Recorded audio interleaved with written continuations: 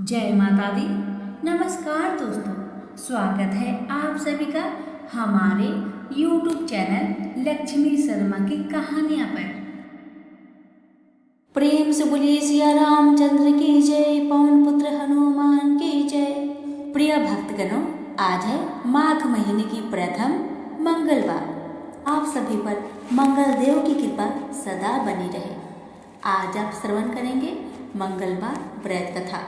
आज के वीडियो में आप सभी श्रवण करेंगे कि आखिर हनुमान जी की उत्पत्ति कैसे हुई, किस कारण से हुई, सभी इस कथा के जरिए जानेंगे।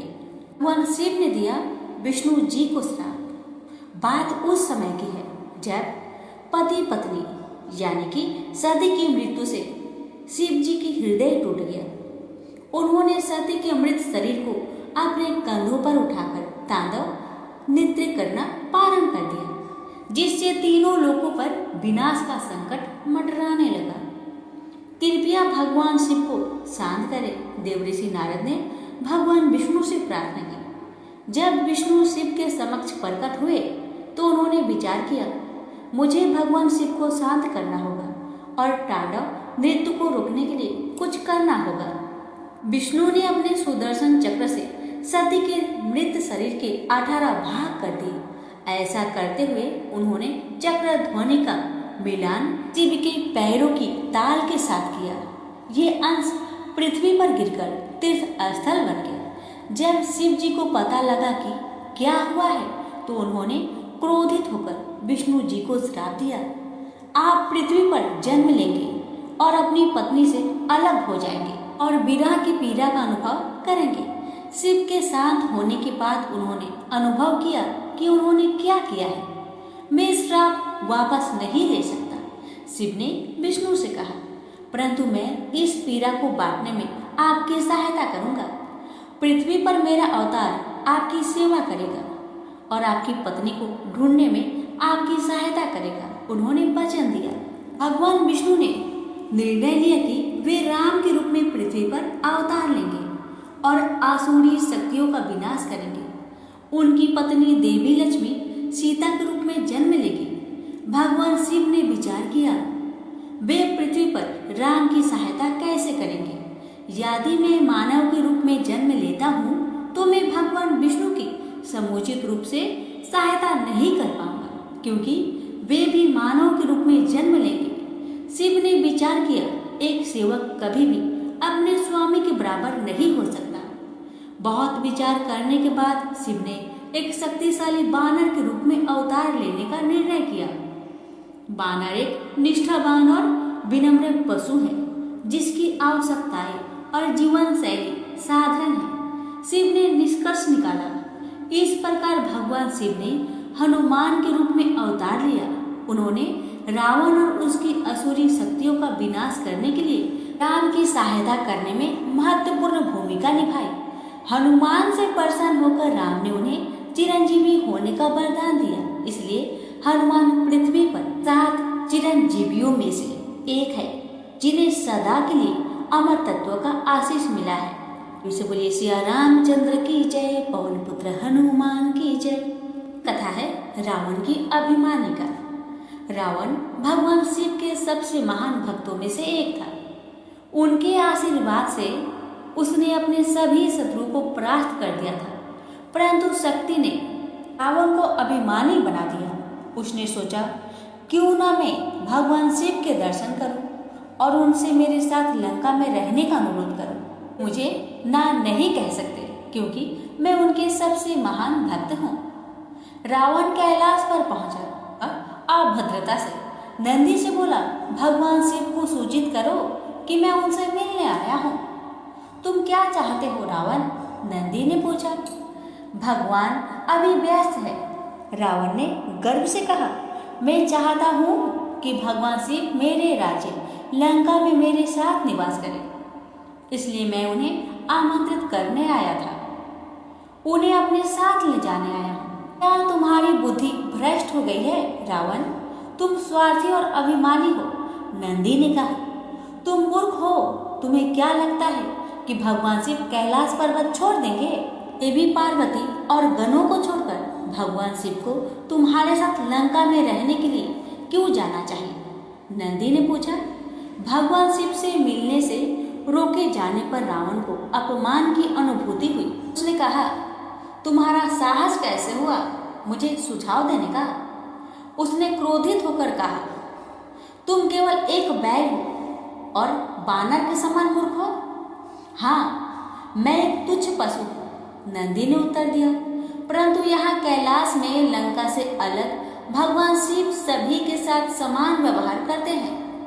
मुझे आश्चर्य है कि भगवान शिव ने बानर के समान दिखने वाले तुम जैसे पशु को अपने पर्वत पर गणों के मुखिया के रूप में नियुक्त किया है। रावण ने क्रोध में कहा। अब नंदी की सहनशीलता समाप्त हो गई। तुम मुझे बानर कहते हो? नंदी गरज उठा। मैं तुम्हें श्राप देता हूँ कि एक बानर तुम्हें पतन की ओर ले जाएगा। नंदी का श्राप सच हो गया, क्योंकि बानर भगवान हनुमान ने शिव के अवतार के रूप में जन्म लिया था। उन्होंने युद्ध में रावण को परास्त करने और उसका वध करने में राम की सहायता की। प्रेम से बोलिए सिया रामचंद्र की जय, पवन पुत्र हनुमान की जय।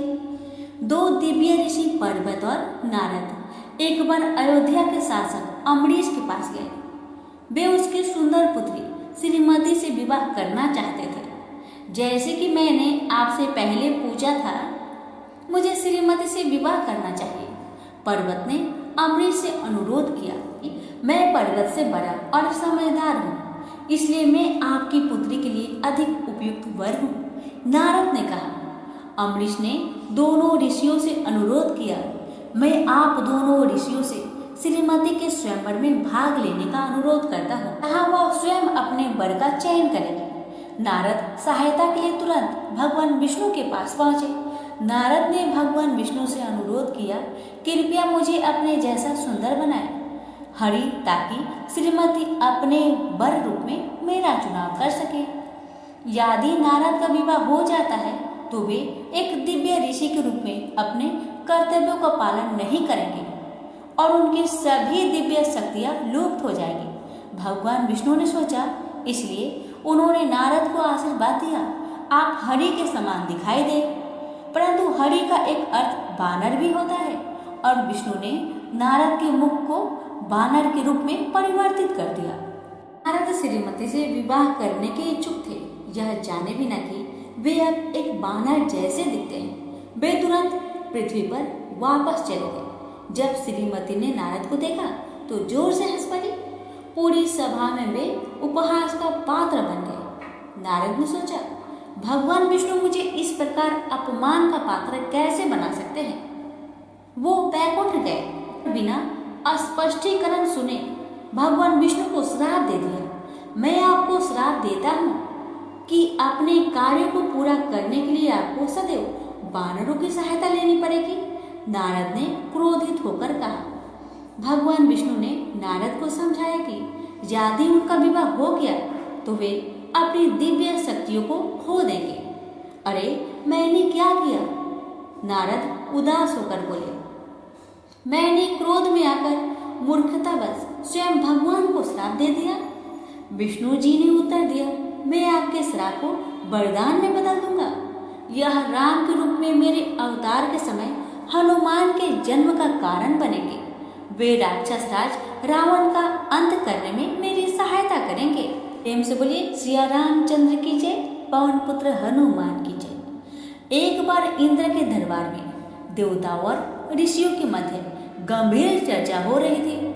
अपने क्रोधी स्वभाव के लिए प्रसिद्ध और लोगों के थोड़ा सा उस्काने पर श्राप देने वाले ऋषि दुर्वासा ने देखा कि सभा के समय देवी अप्सरा पुंजिक स्थला इधर उधर घूम रही थी।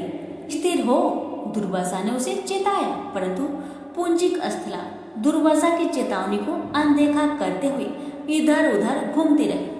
क्रोधित दुर्वासा ने उसे एक बानर के रूप में पृथ्वी पर जन्म लेने का श्राप दिया। कृपया मुझे क्षमा करें। पुंजिक स्थला ने दुर्वासा के चरणों में गिर गई और बोली, मुझे इतना कठोर दंड मत दीजिए। दुर्वासा थोड़े शांत हुए और कहा, मैं अपना श्राप वापस नहीं ले सकता, परंतु मैं इसके प्रभाव को कम कर सकता हूँ। तुम एक बलशाली पुत्र को जन्म देकर पुनः स्वर्ग लौट आओगी। चित्रस्थला इंद्र के दरबार में सुंदर और अभिमानी अप्सरा थी और उसे अपनी सुंदरता पर बहुत गर्व था। इंद्र उससे विवाह करना चाहते थे। उन्होंने पुंजिक स्थला के लिए अपनी भावनाओं को व्यक्त किया, परंतु अहंकारी पुंजिक स्थला ने उनके प्रस्ताव को अस्वीकार कर दिया। मैं एक सहस्त्र नेत्रों वाले व्यक्ति से कैसे विवाह कर सकती हूँ? उसने इंद्र से कहा। मेरे पति को तीनों लोकों में सबसे सुंदर होना चाहिए। इंद्र ने पुंजिक स्थला को श्राप दिया, तुम पृथ्वी पर अंजना नामक बानर के रूप में जन्म लोगी। पुंजिक स्थला अबाक रह गई। उसकी सखी आद्रिका नाम की एक अन्य अप्सरा ने इंद्र के श्राप का विरोध किया। आप उसे कैसे श्राप दे सकते हैं, क्योंकि उसने आपसे विवाह करने से मना कर दिया। वह एक बिल्ली की आवाज में इंद्र का उपहास करते हुए बोली, जिससे इंद्र और भी क्रोधित हो गए। तुम पृथ्वी पर अपनी सखी के साथ क्यों नहीं जाती? इंद्र ने क्रोध में अद्रिका से कहा, जैसे कि तुम बिल्लियों को इतना पसंद करती हो, तुम एक बिल्ली के रूप में जन्म लोगी। से बोलिए पवन पुत्र हनुमान की जय। देवीय अप्सराएं आकाश में विचरण करना पसंद करती थी। एक बार जब पुंजिक स्थला आकाश में विचरण कर रही थी तो उसने नीचे पृथ्वी पर एक बानर ऋषि को देखा। ऋषि एक वृक्ष के नीचे बैठकर इतनी गहनता से ध्यान कर रहे थे कि उन्होंने अप्सरा को नहीं देखा। उन्होंने मेरी उपस्थिति को स्वीकार न करने का साहस कैसे किया? पुंजिक स्थला ने सोचा और ऋषि पर पत्थर एवं फल फेंके। जैसे ही एक पत्थर ऋषि के माथे पर लगा, उनकी तपस्या भंग हो गई। उन्होंने अपने आंखें खोली और पुंजिक स्थला को देखा, जिसके हाथ में एक पत्थर था। वह ऋषि की क्रोध से कांपने लगी। तुमने मुझ पर पत्थर क्यों फेंका? ऋषि ने पूछा। पुंजिक स्थला लज्जा के कारण चुप थी, क्योंकि तुम्हें लगता है कि मेरा रूप हास्यपद है। मैं तुम्हें बानर होने का श्राप देता हूँ। ऋषि क्रोधित होकर बोले। पुंजिक स्थला ने बानर ऋषि से श्राप वापस लेने की याचना की। उन्होंने पुंजिक स्थला को सुझाव दिया, मैं ऐसा नहीं कर सकता। भगवान शिव से प्रार्थना करें कि वे आपको संतान प्रदान करें और श्राप से मुक्ति दिलाए। शीघ्र ही पुंजिक स्थला ने देखा कि उसके शरीर पर रोए उग आए हैं। वह पास की ही एक नदी में गई और जल में अपना प्रतिबिंब देखकर चौंक गई। उसका मुख बानर के समान हो चुका था। अचानक उसे बानर ऋषि का सुझाव याद आया। मैं भगवान शिव से प्रार्थना करूंगी। पुंजिक स्थला ने सोचा, एक बार मुझे संतान की प्राप्ति हो जाएगी तो श्राप समाप्त हो जाएगा और मैं पुनः स्वर्ग लौट जाऊंगी। अब से मेरा नाम अंजना होगा। उसने एक छोटा सा शिवलिंग बनाया और वन में उसकी पूजा करने लगी। उसकी गहन तपस्या ने शिव को प्रसन्न किया। शिव ने वायु देवता का आह्वान किया, मैं अंजना के पुत्र के रूप में पृथ्वी पर पुनर्जन्म लूंगा। भगवान शिव ने वायु को सूचित किया, आपको मेरी सहायता करनी होगी। अंजना को वन में एक आश्रम में आश्रय मिला। सभासदन नामक एक राक्षस ने आतंकित किया हुआ था। अंजना ने सोचा, मुझे भोजन और आश्रय प्रदान करने वाले इन दयालु ऋषियों की रक्षा करना मेरा कर्तव्य है। उसने सहायता के लिए भगवान शिव से प्रार्थना की। अंजना को एक दिव्य आकाशवाणी सुनाई दी, सभासदन को कोई और नहीं अपितु उसका ही रक्त नष्ट कर सकता है। जैसे ही वह सभासदन से युद्ध करने के लिए गई, वह वीर और शक्तिशाली बानर राज केसरी से मिली। इस जोड़ी ने मिलकर सभासदन पर प्रहार किया। अंजना ने दिव्य आकाशवाणी को याद किया और सभासदन के रक्त में अपना तीर डुबोया तथा वह तीर उसे मार दिया। तीर ने दानव को दुर्बल कर दिया था। केसरी ने अपना भाला दैत्य के रक्त में डुबाया और उसके हृदय को भेद डाला। अंत में सभासदन मृत्यु को प्राप्त हो गया। सभासदन की मृत्यु के बाद आश्रम के लोगों ने आनंदित होकर अंजना और केसरी को धन्यवाद दिया। ऋषियों के मुखिया ने अंजना से कहा, उन सभी को पुरस्कृत करते हैं जो हमारे ही युद्ध में विजय प्राप्त करते हैं। अंजना ने कहा, मैं केवल अपना कर्तव्य निभा रही थी। मुझे अपनी सेवाओं के लिए कुछ भी नहीं चाहिए। ऋषि ने समझाया, केसरी के साथ मिलकर आपने अजय सभा सदन को पराजित किया, जो आपको एक आदर्श जीवन साथी बनाता है। क्या आप केसरी से विवाह करेंगी? केसरी भी इसके इच्छुक है। अंजना हिचकिचाई, परंतु वह केसरी की वीरता और विनम्रता पर मोहित थी और मान गई। केसरी और अंजना का विवाह ऋषियों के द्वारा एक शुभ दिन में संपन्न हुआ। एक बार अयोध्या के राजा दशरथ पुत्र प्राप्ति के लिए यज्ञ कर रहे थे। अग्निदेव ने दशरथ को दिव्य खीर प्रदान की। अग्नि ने दशरथ को निर्देश दिया, इस खीर को अपनी तीनों पत्नियों में बांट दो। दशरथ ने वह खीर अपनी रानियों कौशल्या और केकई को दे दिया। जैसे ही वे अपनी तीसरी रानी सुमित्रा को सौंपने वाले थे, एक चील ने खीर छीन ली और उड़ गई। पंछी वास्तव में सुचर्चा नाम की एक अप्सरा थी, जिसे भगवान ब्रह्मा ने गरुड़ के रूप में जन्म लेने का श्राप दिया था।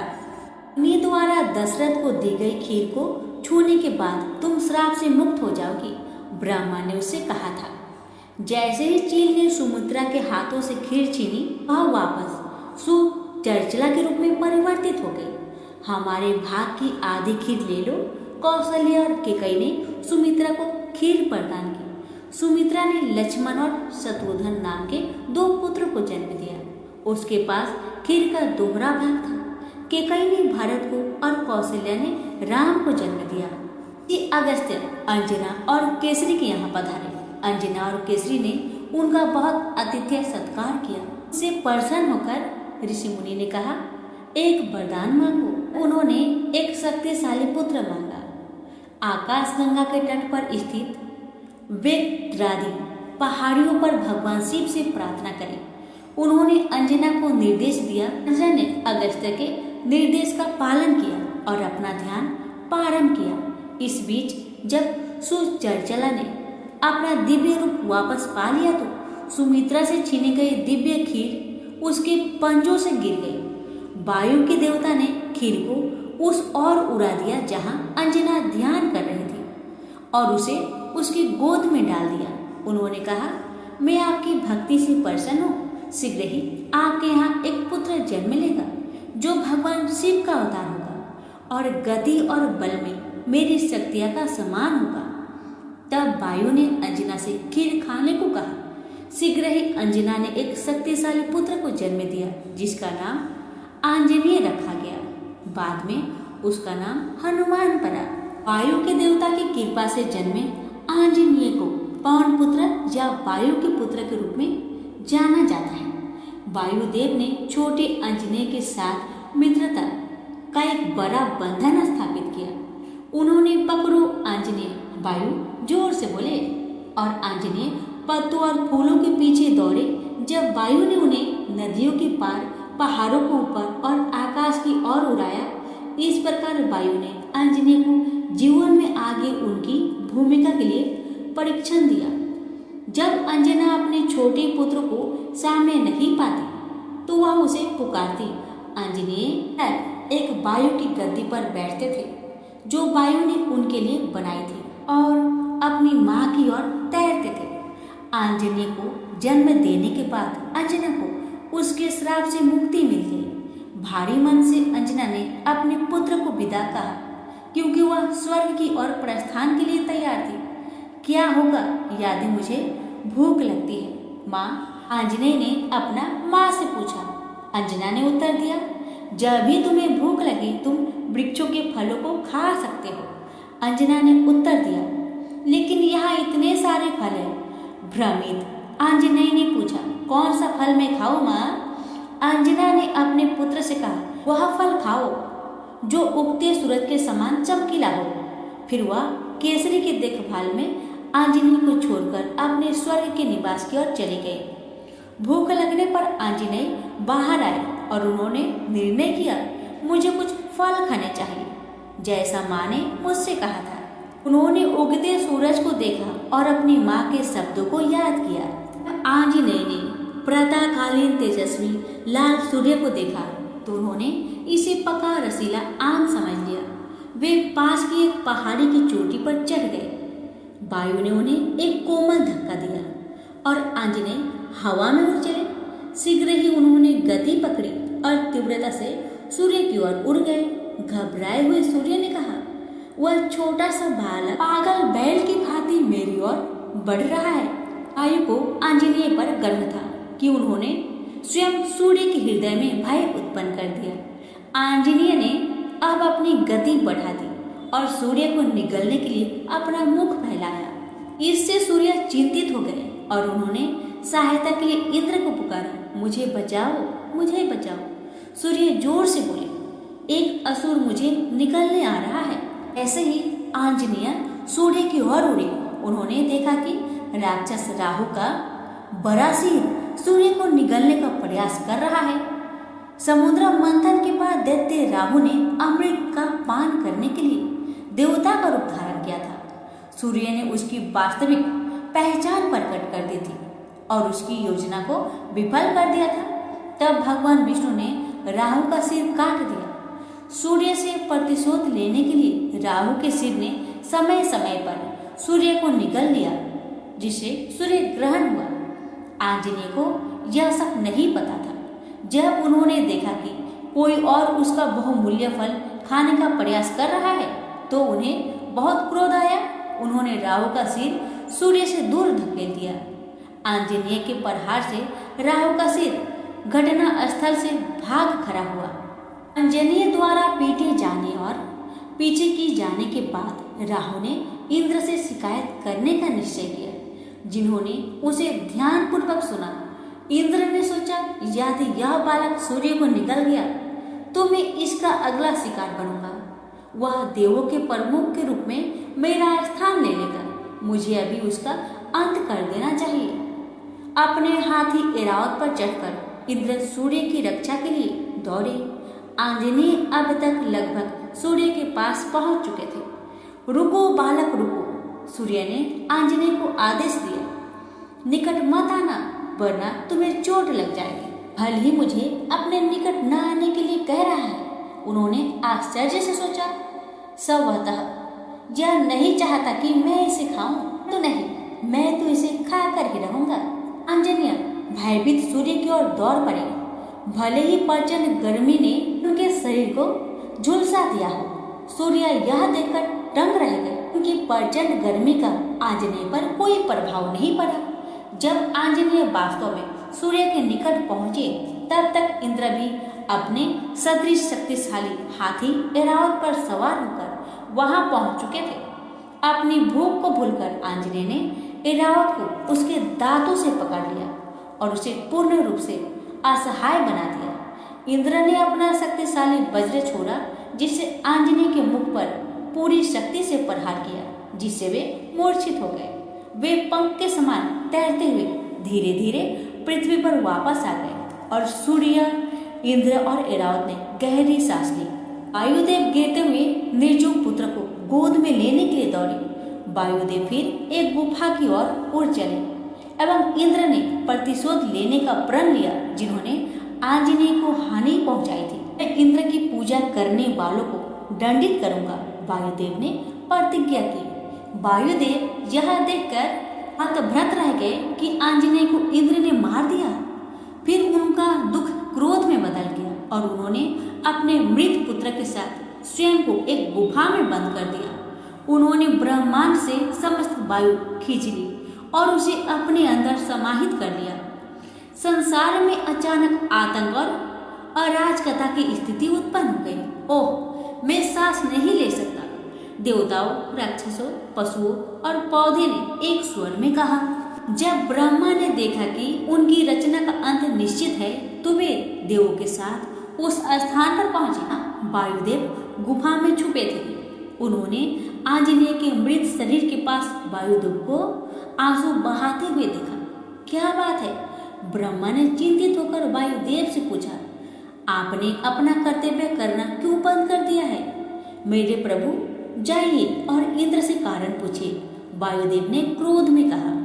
उन्होंने मेरे पुत्र आंजनेय को मार डाला है। माँ द्वारा यह पूछे जाने पर कि वे अपना कर्तव्य निभाने में असफल क्यों हुए, वायुदेव उनसे क्रोधित हो गए। जब वायुदेव ने ब्रह्मा को बताया कि इंद्र ने क्या किया है तो ब्रह्मा भी क्रोधित हो गए। उन्होंने तुरंत इंद्र को बुलवाया। इंद्र के आने के बाद वायुदेव ने क्रोध में उनकी ओर देखा। आप कायर हैं। उन्होंने इंद्र पर आरोप लगाया, आप मेरे रक्षाहीन पुत्र पर अपने वज्र से कैसे प्रहार कर सकते हैं? आपका पुत्र सूर्य को निगलने वाला था, मुझे उसे रोकना पड़ा। इंद्र ने समझाया। ब्रह्मा ने डांटा, हर बार जब आप भयभीत होते हैं तो आप अपने वज्र का प्रयोग करना प्रारंभ कर देते हैं। इस बार तो आपने एक बालक पर प्रयोग किया, कृपया मुझे क्षमा करें। इंद्र ने ब्रह्मा और वायुदेव से हाथ जोड़कर कहा। क्षमा में क्या रखा है? वायुदेव क्रोधित होकर बोले, क्या यह मेरे पुत्र को जीवन देगा? मैं आंजनेय को पुनः जीवित करूंगा। ब्रह्मा ने प्रण किया। माँ ने अपने कमंडल से कुछ जल लिया। उन्होंने थोड़ा जल आंजनेय के निर्जीव शरीर पर छिड़का और कुछ बूंदों का उच्चारण किया। फिर उन्होंने बालक की ठोड़ी पर स्पर्श किया। वायुदेव आश्चर्यचकित रह गए। आंजनेय तुरंत पुनर्जीवित हो गए, ऐसे कि वह गहरी नींद से जाग रहे हो। वे विस्मय से तीनों देवताओं को देखने लगे। वायु ने प्रसन्नता से अपने पुत्र को गले लगा लिया। आंजनेय की ठोड़ी पर यह चिन्ह कैसा है? वायुदेव ने कहा। आंजनेय की ठोड़ी पर चोट का गहरा चिन्ह था। यह इंद्र के वज्र का चिन्ह है। ब्रह्मा ने समझाया, मुझे खेद है कि मैं इसे ठीक करने में असफल हूँ। आंजनेय को सदा के लिए उस चिन्ह का साथ रहना पड़ेगा। वायुदेव ने इसका बुरा नहीं माना। एक पुत्र तो जीवित है, भले ही उसका जबड़ा टूटा हुआ हो। जब आंजनेय को अपनी टूटी हुई ठोड़ी का पता चला तो ब्रह्मा ने घोषणा की, आपसे तुम हनुमान अर्थात टूटी ठोड़ी वाले के रूप में जाने जाओगे। कृपया वायु को मुक्त कर दे। ब्रह्मा ने वायुदेव से अनुरोध किया, जो तुरंत तैयार हो गए। पुत्र, मुझे आपको चोट पहुंचाने के लिए खेद है। इंद्र ने क्षमा मांगी। मेरी भूल को सुधारने के लिए मैं आपको एक शक्तिशाली वरदान दूंगा। आप तभी मृत्यु को प्राप्त होंगे जब आप चाहेंगे। साथ ही कोई भी शस्त्र आपको घायल या चोट पहुंचाने में सक्षम नहीं होगा। भगवान ब्रह्मा अब आगे बढ़े। ब्रह्मास्त्र पृथ्वी पर सबसे शक्तिशाली अस्त्र में से एक है। मैं आपको उससे पूर्ण प्रतिरक्षा प्रदान करता हूँ। मेरे पुत्र, यदि आपके विरुद्ध ब्रह्मास्त्र का प्रयोग किया जाता है तो आप इससे भी कभी प्रभावित नहीं होंगे। जब तक मैं जीवित रहूंगा तब तक आप भी जीवित रहेंगे। हनुमान, आप अपना सारा जीवन भगवान की सेवा में व्यतीत करेंगे और सबसे महान भक्तों में से एक माने जाएंगे। भगवान विष्णु ने घोषणा की, आप गरुड़ से भी अधिक अलौकिक शक्तियों के स्वामी होंगे। अग्निदेव ने वचन दिया, आप कभी भी अग्नि से प्रभावित नहीं होंगे। वायुदेव ने हनुमान को आशीर्वाद दिया, आपको वायु से भी तीव्र गति प्राप्त होगी। देवताओं से प्राप्त वरदानों के अनुसार हनुमान अलौकिक और अमर बन गए। इसे बोलिए सिया रामचंद्र की जय। आगे की कथा सुनने के लिए हमारे चैनल को सब्सक्राइब करें। अब अगले मंगलवार को आप आगे की कथा श्रवण करेंगे। सभी का बहुत बहुत धन्यवाद।